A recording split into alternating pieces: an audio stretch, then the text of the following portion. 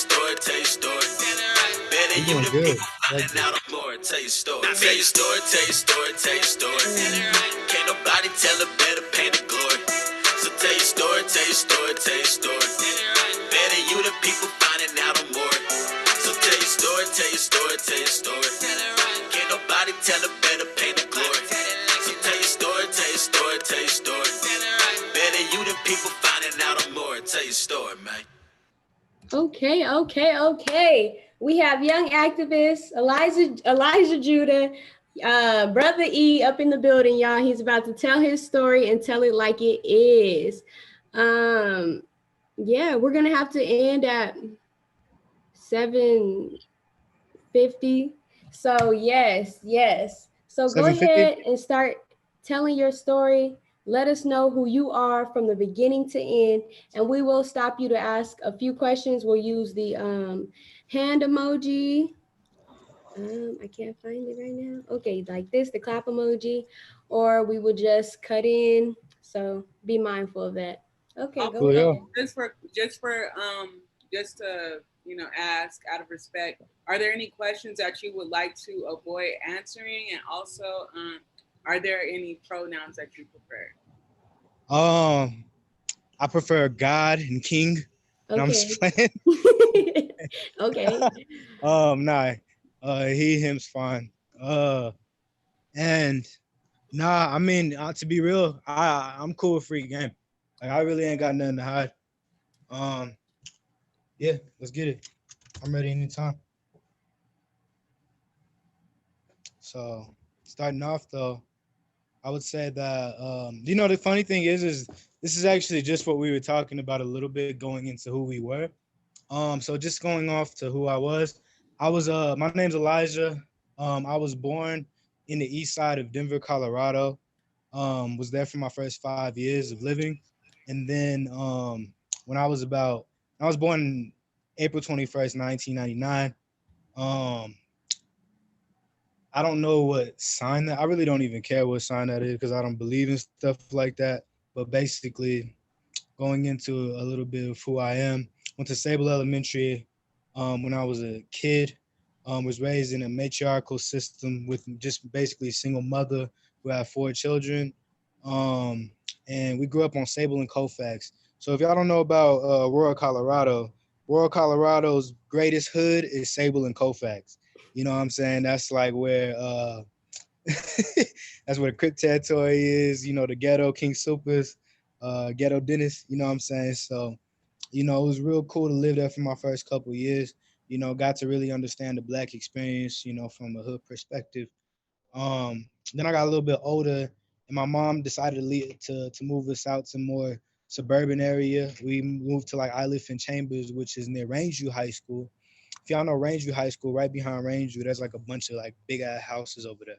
And we lived over there until I was about maybe 11. And then my mother, my mom got married when I was about 11 years old, and she got married to this dude who I wasn't like a real big fan of. Like I wasn't really fond of him. I didn't like him like that. So me and him always bumped heads.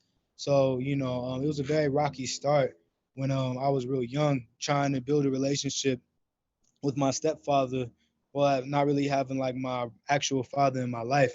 Because when I was about maybe 4 years old, 3 or 4 years old, my dad actually ended up leaving to Vegas when I was real young. So I lived with my mom most of the time, so I didn't really get to spend that quality time with my father.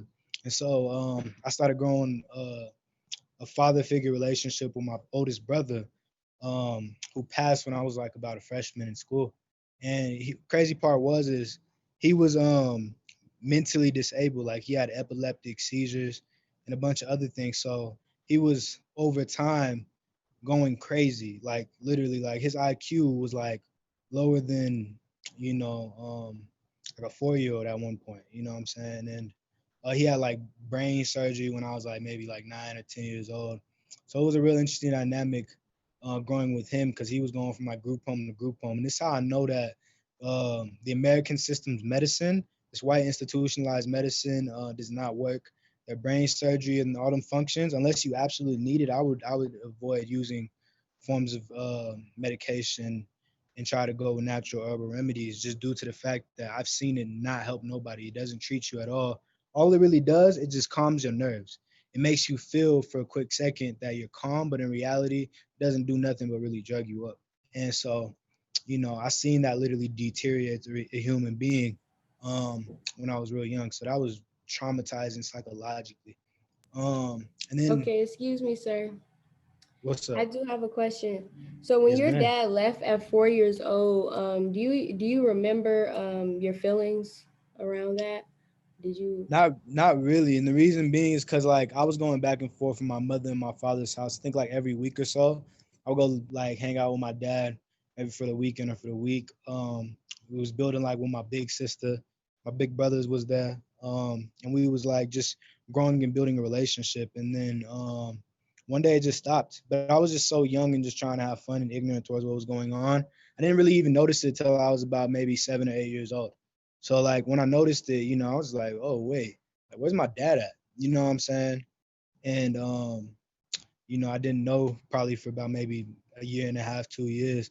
Then we found out he moved to Vegas. So what my mom did was my mom drove me and all my siblings, who all her kids, to Vegas. It was like I remember actually the time period. It took about us maybe 9 hours to drive to Vegas from Colorado. Drove to the mountains, drove through Utah, and I actually seen my dad at like a casino or whatever. And I actually have that picture on my wall downstairs. My big brother threw a mustache on my dad, but that was like the first time I seen my dad since I was like 4 years old. I was probably like 8 during that time, and that's like a very fond memory because like when you see your father for the first time when you're young, it's like seeing a superhero or like a godly figure, and so it was an amazing experience. So basically over the summer I lived with him for about a month or so, um, and I got to experience like a different type of structure that I wasn't used to because I live with my mom. So my mom is a very coddling person. So I was pretty much given every spoon fed, you know what I'm saying, at a young age to where I got everything taken care of for me outside of me changing myself and like showering, cleaning myself, everything else pretty much taken care of for me. Um so yeah, like living with my pops, it was pretty much the same thing except instead of it being my mother, it was it was like his girlfriend, you know what I'm saying, or like some girl he was with during that time period. So she was taking care of me, and like, he was probably around maybe um he like I mean he was pretty much gone all day, and then he'd come back at like 2 or 3 in the morning. I didn't know what was going on. I wasn't used to that type of lifestyle. I was used to like having a bedtime. Like I was staying up till like 4 or 5, because Vegas is known for this one of the cities that never sleep. It's up all the time. So I was up playing video games. He had all the latest systems. Like we had swimming pools in the backyard. Like it was dope. Like we was honestly living like luxurious out there. So it was a dope experience, but I never really got to build as much with my father. But I did get to build with my siblings. Like I have an older brother named Dorian. He's on heroin right now in Vegas, and me and him got to build a good relationship. Playing games together, walking to the store. You know what I'm saying, doing a bunch of different things. So that was probably the only time I could truly say like I built a relationship with my brother for maybe about a month or so, and then that was pretty much it. You know what I'm saying? So it was a cool little experience. Excuse me, we Not have another question from Tabitha. what's up, Tabitha? Shalom, by the way. Most High in Christ bless, and Sister DeBoy. Shalom.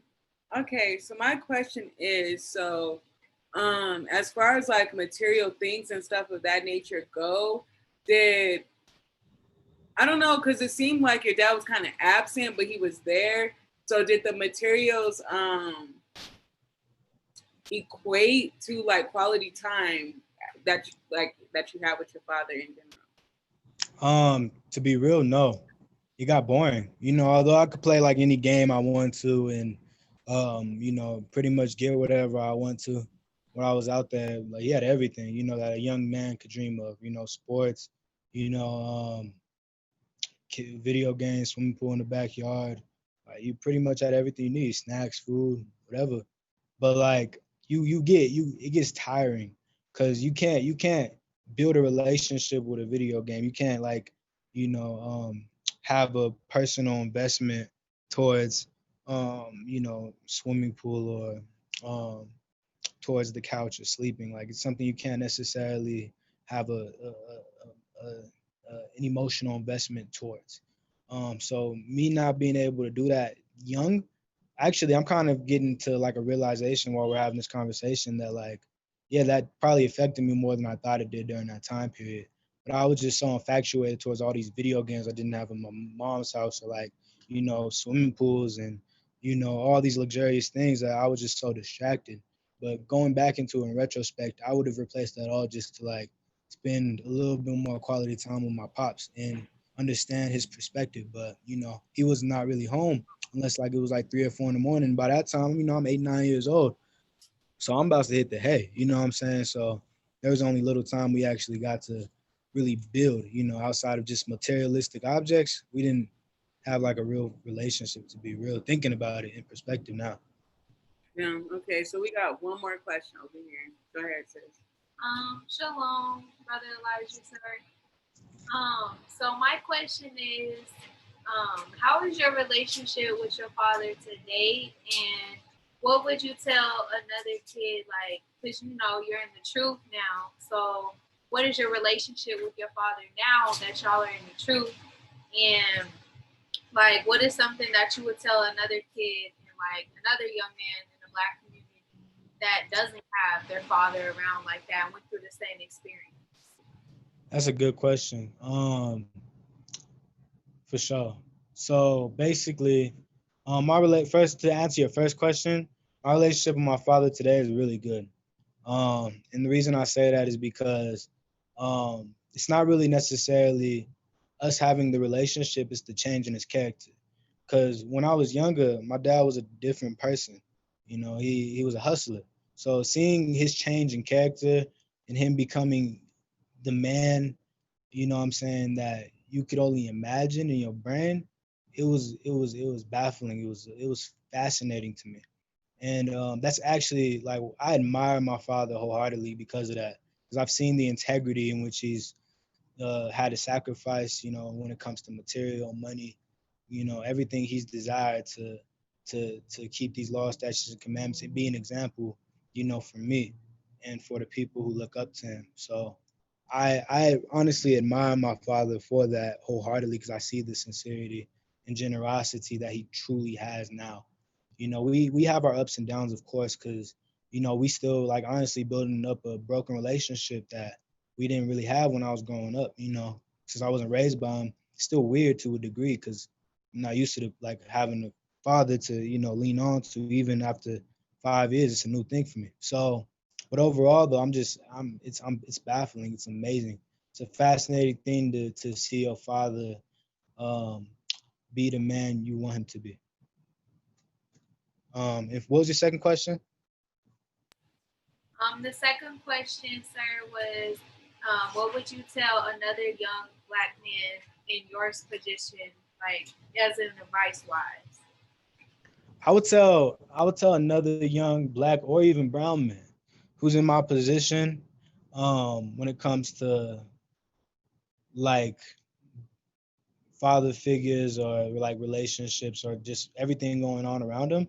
I would say be patient and read as much as you can and understand who you are as a person. And what I mean by that is know who you are according to the scriptures, know your history, understand what's going on around you, learn and listen. Because if you do those things, you'll be all right. You know what I'm saying? So I would definitely be like my main goal and objective, and make sure that like you figure out what you're trying to do young. A lot of us try to figure out what we try to do, by the time we 18, 19, 20, 21, 22 for a profession, which is cool to a degree, but I really encourage young people to figure out what they're trying to do at like 9, 10, 11, 12. Because if you figure out your profession earlier, what's going to happen is you're going to adapt and grow into it, and you're going to excel by the time you're 19, 20, 21, 22. So I'd say find your profession, find your gift and what you're good at, and work on that and master it. Because by the time you're older, you're gonna be more successful than the average person, at least from an American standpoint, financially. So that would be my advice to them. Awesome. Thank you so much for answering her question. You can kind of go back to your story. You were kind of at, or after you were back with your dad after 8 years old. Oh yeah, Yeah, so basically, yeah, so it was a real interesting dynamic when we was growing up for sure. So then of course I went to go live back with my mother. That was the last time I did that. I was about maybe 9 years old. So I went like another maybe 2 years, 3 years without seeing my dad. And yeah, like by that time my mom got married. So it was a whole different dynamic in my life.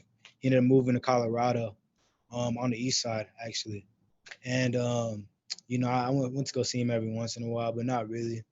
At that time period, I was kind of getting to, understand who I was as a young man. You know what I'm saying? I started understanding, the anatomy of women more. You know what I'm saying? So I was focused on different stuff during that time period, in school, going through it.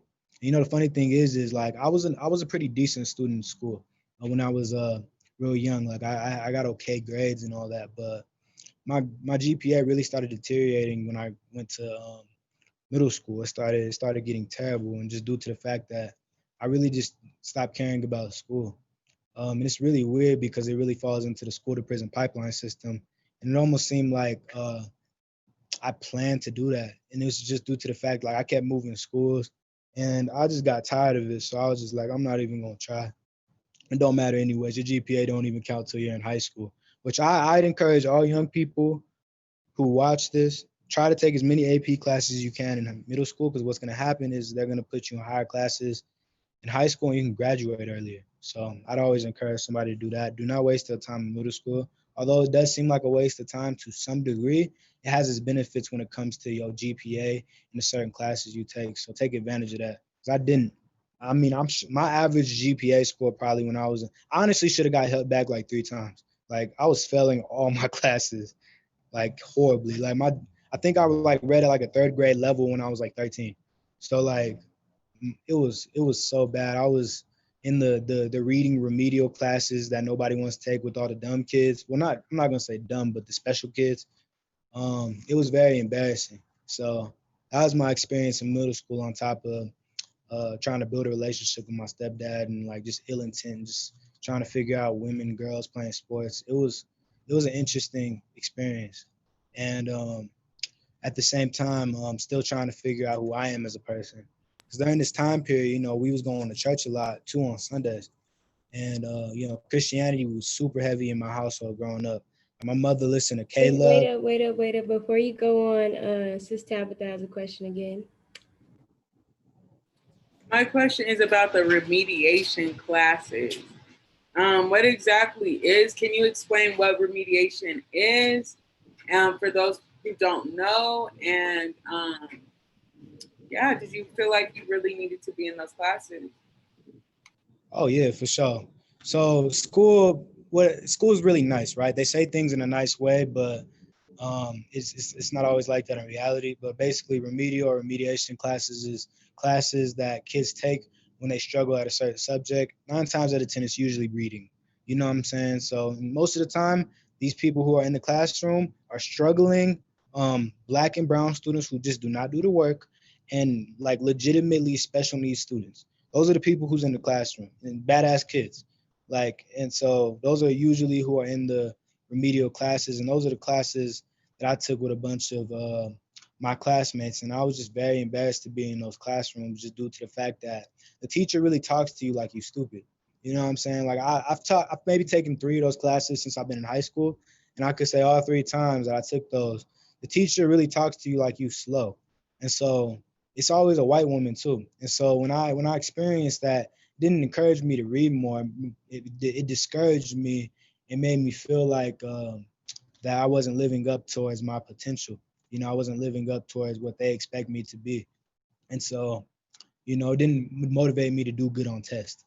And so, I stuck with like a low grade reading level until I was about maybe a junior in high school. Like I think I was reading at a 5th or a 6th grade reading level when I was a junior. Like my reading level was horrible. Like I was so far behind in reading. It wasn't even just like I wasn't even close to anything else. It was insanely very low. Like I really shouldn't even have graduated on time. Being so serious. But Right. yeah, does that answer your question? Yes, it does. Thank you. And that was a good answer. Bartholomew has a question. Hey, shalom, Judah. Hey, Shalom, King. So how old are you, bro? I'm 21. 21. Okay. And how many siblings do you have? I got 6 siblings. 6 siblings. And which one are you like in rank, I'm I the guess? I'm the youngest on my mom's and my dad's side. I was the last child. All right. So knowing that, you indicated that your father is in the truth now, of course, and yourself also. But when you were growing up, not having him there all of the time, like you indicated, he was home, from hustling at 3 a.m. Uh, what type of issues do you have from that experience that you are carrying to this day? That's a great question. Man, this is how you know you study your scripts, man. You examine 2 Corinthians 13. That's a beautiful question. I'm not gonna lie, like and I honestly probably say this like once every couple of weeks. I just be like, man, I don't like either one of my parents. And I don't say it due to the fact that like I don't appreciate what they've done for me, because I really do appreciate my mother, although I do got a resentful spirit towards her, to a degree, because I really feel like my reading level and the reason why I was so low was due to the fact that she didn't spend quality time with me to properly educate me on reading. Like, she was a teacher. She graduated in education. Like, that's something I should have never had a problem with growing up. So I definitely, when I got to a certain age of maturity to understanding my environment and this around me and understanding who people were, I just felt like that was a form of negligence. And so that frustrated me a lot with my mother. With my father, I've seen my father, and this is metaphorically, of course. I've seen my father sell water to a fish. You know what I'm saying? Like, he's one of the greatest communicators I've ever experienced. Like, that's the reason I'm good at talking and speaking and all that, is because of the influence my father has and what he's taught me and being able to communicate with people on the level I can. So I always thought he had the proper communication skills to get me out that situation of negligence and let me be raised with all the rest of my siblings, because I was the outcast. Like, I wasn't raised with the rest of my siblings. So I just always felt like I was neglected in that sense too. So I had like a resentful spirit towards my dad for that. And sometimes I still do, just due to the fact I'm just like, you're so smart. And I know you got the skill set to get me out this, but you just never did. And at the same time, you also got to realize that this system is designed to benefit Black women to a degree, to keep their children. So, understanding that more in today's time period, I get that the system can definitely keep you away from your father because they want to see you emasculated. They want to see you not around the people who's going to keep you and hold you accountable to the best you could possibly be. So I would say that those are probably the two things in particular that I still feel some type of way about to today, because of certain things that I struggle with mentally when it comes to certain control of my emotions. Um, um, my work ethics, like just like tiny things that I feel like would have been handled if I was just raised with a little bit more accountability on both parents' perspectives, and that's just something that I really think of. But you can't always point the finger, and it's something that you got to realize. But does that answer your question though? Absolutely. That the statement that you say once a week, that you hate your parents, is a strong statement. But I'm glad you were able to explain the reason behind that statement. Yeah. And I don't really say I hate them. Now, I've said that about my mother when I first came into the truth. Because, like, when I was breaking down the scriptures about how we're God's chosen, how, we're the most special people on the earth, like, the first thing she said to me was, like, flee from me, Satan.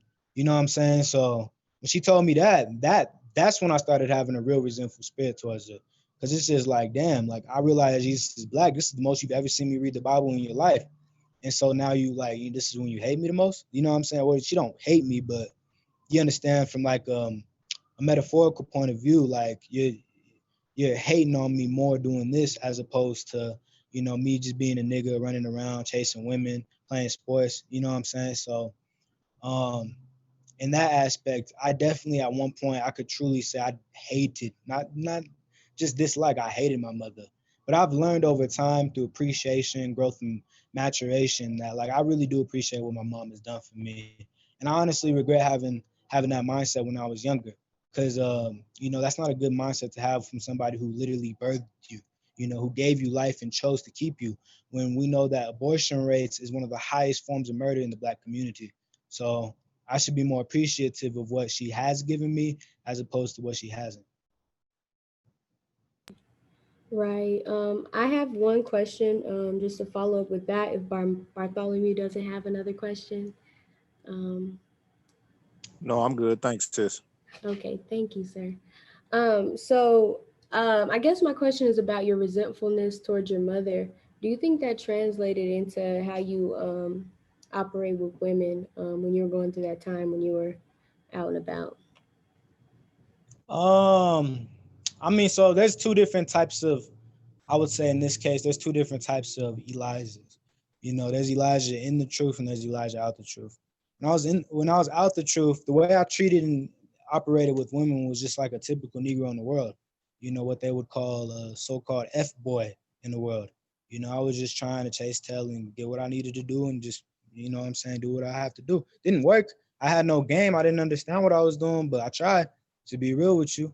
And through that, you know, I got whatever, you know, that I preferred, you know, not anything, but that I preferred. But you know, through that though, that was my experience during that time period, and I really think that was coming from just like the aspect of not having, you know, a father figure around, and I was really sneaky too. So like I didn't tell my mother none of this until I got older about me sneaking around, sneaking out the house, going to mess with girls and all that, and I didn't necessarily treat them, you know, any type of way with my mother per se. I didn't even really think about that. I didn't really start thinking about, you know, the preference in which you prefer until like I started living with my father. And so that's what I mean by there's two different types of Elijahs when it comes to women. Because that Elijah was just a regular nigga in the world who's trying to get what he got to do and just keep pushing. You know what I'm saying? Regular athlete, Black, typical Negro brother. Y'all, I'm sure y'all have all seen that and experienced that. That was me. Nothing special. When I came into the truth, you know, I think like my first experience with a sister, I actually went to Manual High School, and when I first came in, I wasn't dealing with nobody. I wasn't dealing with no sisters, nothing. Because you know, when you first come into the truth and understand who you are, you get this amazing zeal and energy and power to just not stare at butts and to just be powerful when it comes to like, you know, being disciplined. And I was like that for like a solid semester. And then the second semester came about, and like girls was asking to like go to homecoming with me to prom and you know all this extra stuff. And at first I said, you know, at first I said no, but then you know I reneged my statement. I actually took one of the sisters to the prom, and this was prior to us having a school in our congregation. So there was lack of accountability because we know that's not going to slide today, but you know, by all means, you know that's what happened during that time period. So I took one of the sisters to the prom. We ain't do nothing, but I did end up having her as a girlfriend for like 3 or 4 months. And yeah, it was interesting because you know I was trying to push the sister to like wear wear dresses and this, that, and the third. She was like wearing mini skirts to school, just doing extra. And like I said to myself in my brain, I was like, okay, I'm gonna give you 3 times. If you mess up 3 times, like I'm done with you. So I think the last time she messed up, I think she said like something to some dude how she's like sexually frustrated or whatever.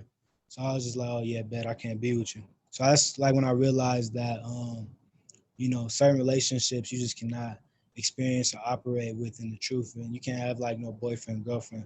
I've trimmed my ways in the future due to that situation, but I would say that my experience with sisters when it comes to just when it comes to my mother's relationship, I would say the most similar thing is probably just like my preference. I don't necessarily really see myself picking a sister similar to my mother, just due to the fact that like I don't really like my mother's personality when it comes to being marriage material. So I kind of try to pick almost the opposite. So it's kind of weird. So I would say maybe if anything, I try to like pick the opposite of my mother. Does that answer your question? Yeah, pretty much, pretty much. Thank you so much. I do have one more question. Did For you sure. become an activist before or after the truth? after you came into the knowledge? Dude, that's hilarious. I became one while I was in the truth. A little bit after, in my year and a half in, I did a speech actually. I created this organization called Young African American Latino Leaders in Denver Public Schools, and through that, like I started talking about like how special we are as a people. You know, I was really trying to be like Paul. Like I read Paul a lot when I first came in, so I was trying to be like all things to all men and like finesse my words and all that, trying to be sauce with it. So, but basically, long story short, they started inviting me to like speeches and all that, and people liked the way I spoke. Um, I felt real good about that, so I stopped doing like sports and all that, and I started like going into speech and debate. And this is before I wanted to be an activist or anything like that, but I started doing like speech classes and debate. And the first go around, I did like I didn't like a place or anything like that. But the second go around, I did it again because I was suggested by my librarian teacher to join the team. I joined it. I won second place in the city championship my first time doing speech and debate. So I was like, okay, bet. It's like I got a little skill set to this. So my senior year came around, and you know, I started joining all the student leadership teams and all that, you know, trying to help out because I was so passionate about my people, you know, the Black, brown, and indigenous communities, and trying to bring them together and understand who they are. That I was trying to just do everything in school just to, you know, cope and build with people who look like me. I was just so fascinated with that because of the Bible, just knowing that, our people are special. Because like, I'm gonna be real with you, living in Colorado, we live in such a white supremacist system, especially where I come from, in parts of like Aurora and parts of Denver. It's so suburban and so preppy that you don't really understand the Black perspective until you want to understand it. So when I understood it, you know what I'm saying, I like ran with it, and people liked what I was doing.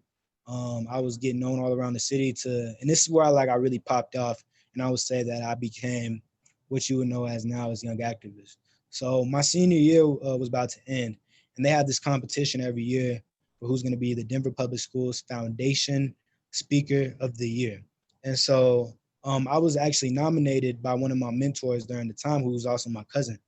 And you know, they don't usually pick schools like, you know what I'm saying, Manual High School. They usually go to like East High School or George Washington, or like the more big established schools within Denver Public Schools with more students, and usually white students, to be real with you.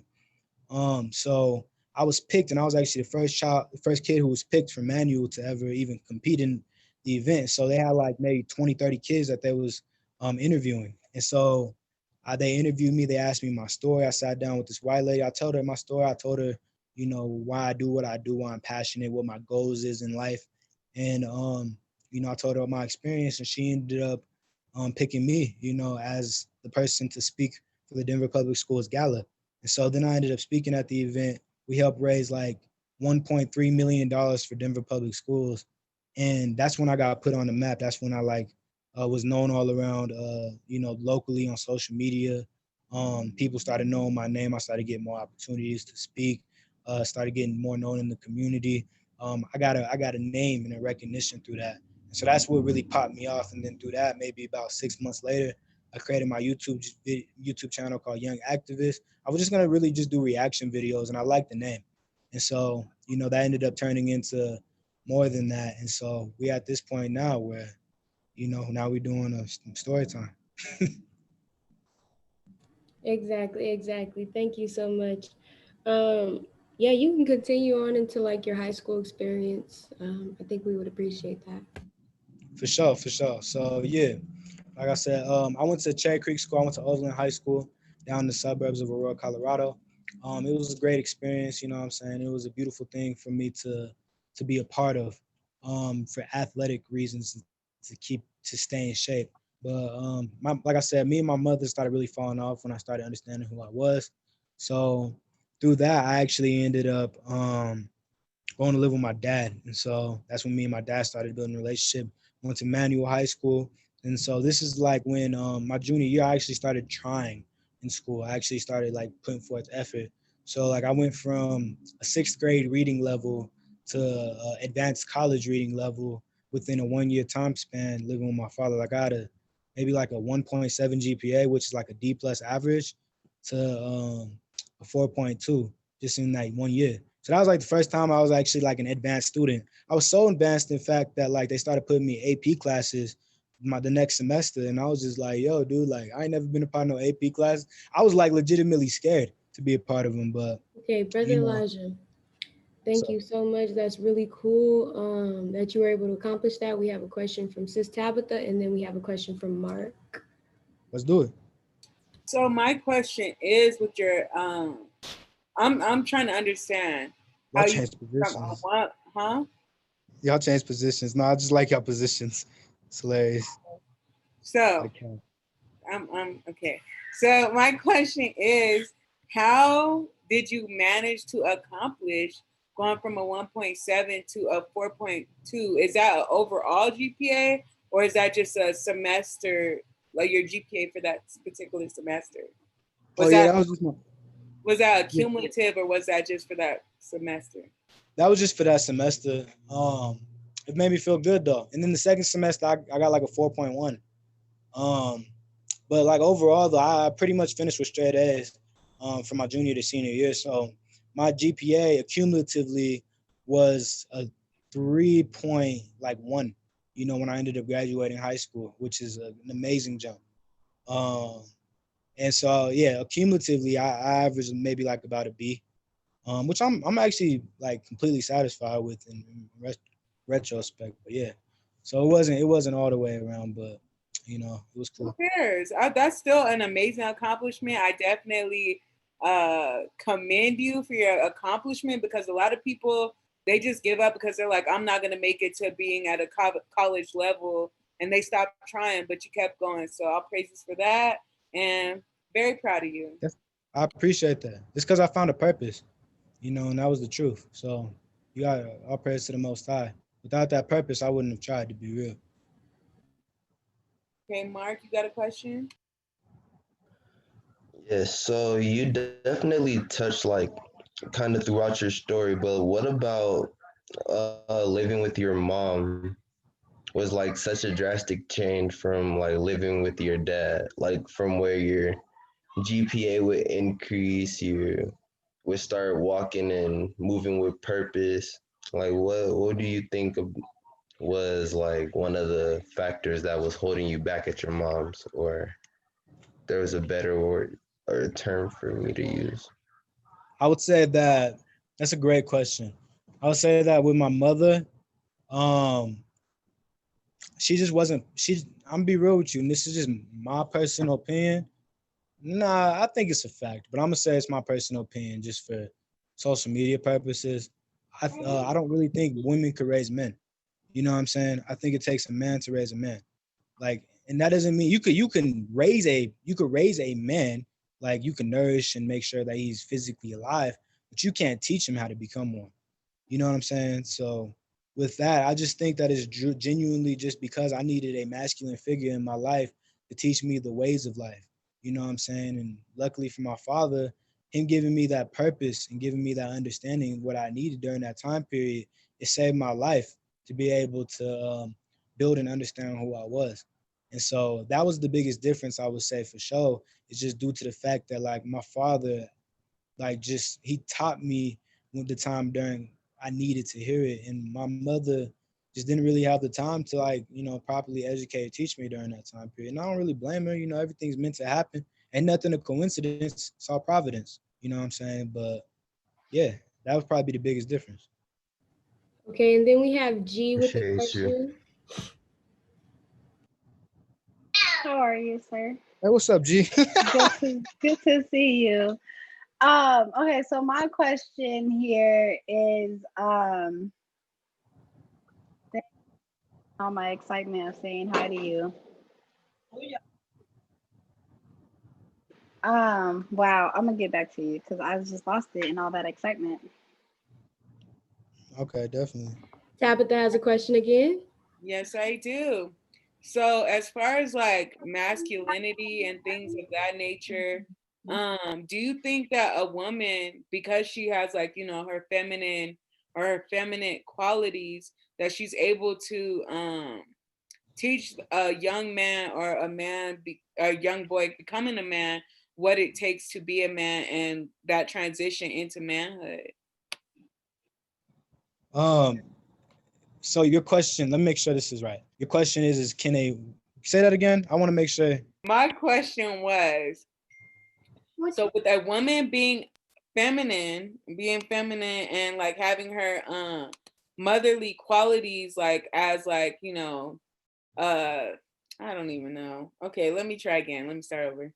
So a mother lacking that masculinity that it takes to help a young man or a boy becoming a man transition into manhood, do you think that it's possible for a woman to do that? Because we do have a lot of, you know, single mothers out here that do have young sons, you know what I'm saying? And is that teaching them not to be effeminate or, you know, being emotional? How do you see that that transition from? So I understand what you're saying.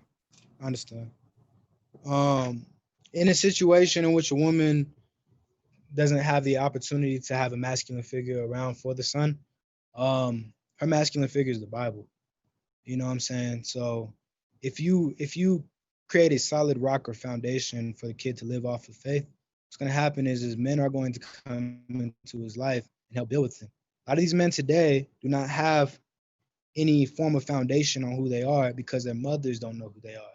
So when your mother doesn't know who they are and you don't know who you are, you're designed and bound to be pushed in a situation where you're going to have more feminine traits as opposed to masculine.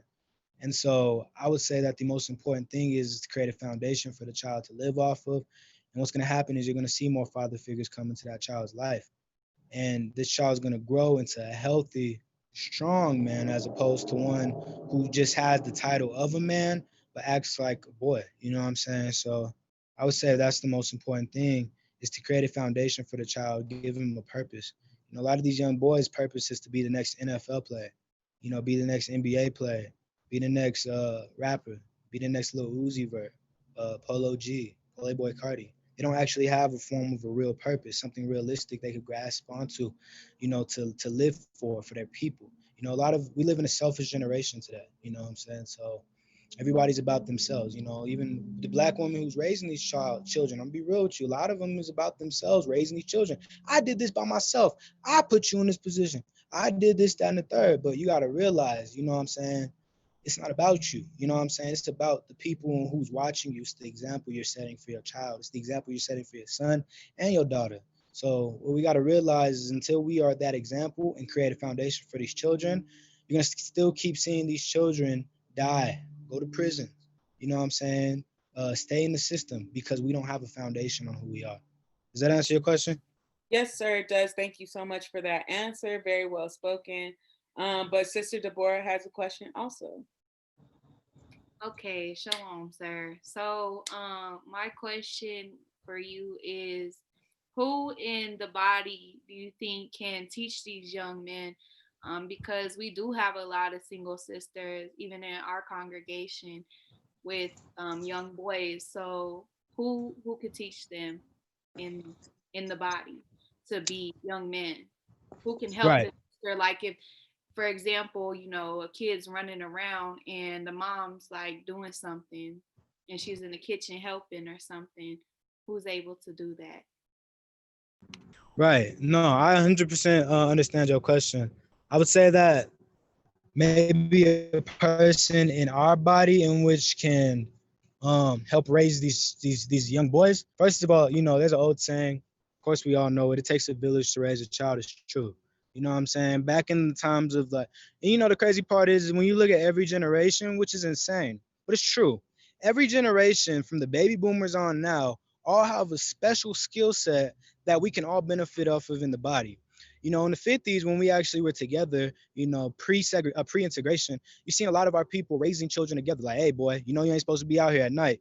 You know what I'm saying? So if you out at night, guess what's going to happen? I'm going to beat your ass, and then I'm going to tell your mother, and she going to beat your ass, and there ain't going to be no problem. You do that in today's time period, guess what happens? You could die. Somebody could shoot you. You know what I'm saying? Not only just that, but like what you also got to realize is that you know, they call social services on you, a bunch of other stuff, man, for negligence of children. So we got the system against us and our own people against us, as opposed to that during that time period, we understood we had to work together and we ain't had no choice. You know what I'm saying? So that's the benefit of today, of that factor in today's time period. So what we have to realize is we have to create a unity within our body in which we actually have self-love and care for one another. So much, in fact, that we wouldn't mind our child, you know what I'm saying, going out with, you know, Captain Gad or something, or Officer Don, you know, these leaders, and to just understand how a man operates on a day-to-day basis. But we don't trust these men. You know what I'm saying? The reason we don't is because we've been groomed and conditioned to live for ourselves in modern day times, which isn't a bad thing, right? Because when you think about it, it's always good to understand oneself, because we live in a very open-minded time period today, which is a good and a bad thing. Because we're so open-minded that we're open-minded to understanding and accepting the truth and understanding who we are as a people. We, you know, we're open-minded to not look at everything in a Christian perspective and like an enslaved mentality, like you have to, you know, go to church, and if you do anything else, you know what I'm saying, you're going to hell. Like, you know, a lot, they lived during that time period where everybody had to be a traditional Christian praising white Jesus. We don't live in that time period no more. You know, we live in a faithless generation, so we're more open-minded to hear a lot of things, which brings a lot of our people in. So the thing is what we need in order to raise these children is we need trust, truth, prosperity, and these commandments, and for us to let these men take over. Does that answer your question? Thank you so much for answering her question. We will have to start wrapping it up. If there's one piece do that, before we do that, my question is, so looking where before you entered the truth and who you are now in the truth, what is one of the greatest pieces of advice that you have received during that transition? That's a good one. Don't have a price. That was probably the best thing I've ever heard. And, you know, the funny thing is that's from one of my the leaders who actually left our organization a couple of years ago. One thing he told me, took me out. You know what I'm saying? This is actually during the time period in which, like, I was popping off in DPS and everybody knew me for speaking and poster child. And one thing he told me, you know what I'm saying, is he said, you're going to end up popping off, but listen, don't have a price. These white people are going to try to put a price to your name and make you sell yourself short, and you're not going to have integrity to do what you're doing no more. So just don't have a price. Understand who you are and keep it moving. Because if you have a price, you've lost. So that's probably the best advice I've heard, because a lot of us end up selling out because we have a price. That's why we get these Jesse Jacksons and these out, you know, so that's the best advice I heard. Does that answer your question? Oh, it does.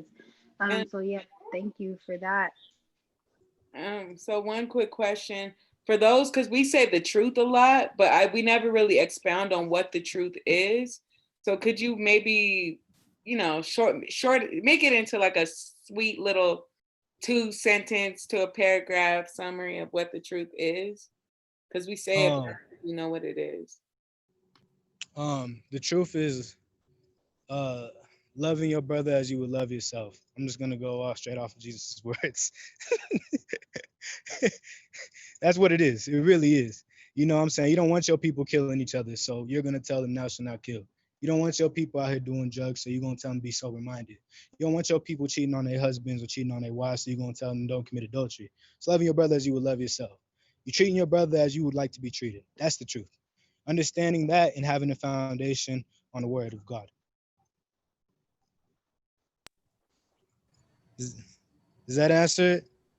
Yeah, I was hoping that you would say, you know, Jesus is black, and oh yeah, Jesus is black. Jesus is black. God is black. You know, real talk. Yes, Jesus is black. God is black. Jews are black. Everybody's black. I thought you were just talking about what the actual truth it was itself. Okay, I understand what you're saying. That's the truth. Also, that's for you. That's the truth. The truth is God, the commandments. One on one. Okay. Yeah, this will conclude our vast tonight. I would like to, end with our notable 3 snaps. So if everybody can unmute themselves, and on the count of 3, I want y'all to snap 3 times. I'm gonna try not to go slow. I'm gonna try to go real quick. So let's all do it in unison, y'all. Okay? 1, 2, 3. Hey, that sounded like it was in unison. Okay. Have a wonderful night, y'all. It was nice hearing your story, and we'll see you. Thank you. Have a good day. Thank you, Brother Elijah. Shalom. You No got- problem. Thank y'all for having me. I appreciate y'all. I have a good